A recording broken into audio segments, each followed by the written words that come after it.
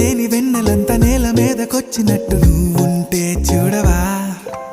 మంచువాన నన్ను ముంచెనంట, వాన విల్లు మీద ఇల్లు కట్టినెవ్వరంట.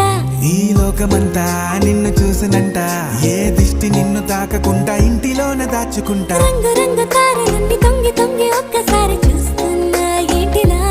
ఆ పైన లేని వెన్నెలంత నేల మీదకొచ్చినట్టు నువ్వు